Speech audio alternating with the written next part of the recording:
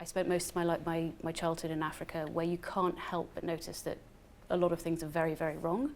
And after university, I applied for an internship with Oxfam, which is an international NGO, and I was just extremely lucky in that my first placement was with an amazing group in the press office.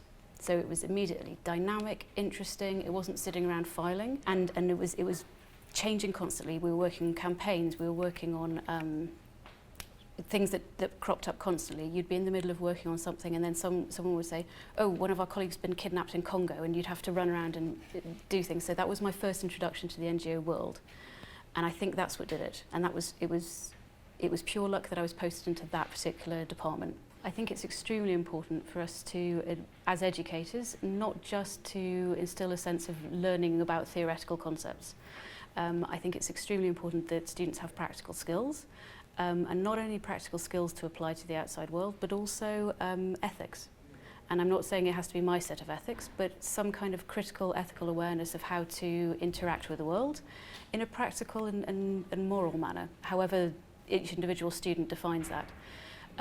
Working on social projects allows students to not only understand about taking responsibility and taking decisions and overcoming difficulties, but also, given that they're social projects, it develops empathy, it develops management skills, and I don't mean management purely as in a business sense, but managing a team, managing a situation, all of which I completely lacked as an undergraduate.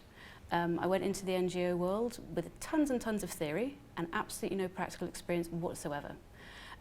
Knowing a whole lot of political theory is important, but sitting in the press office of an international NGO, being told 3 things are happening at once in 3 different parts of the world and you need to act, that doesn't help you.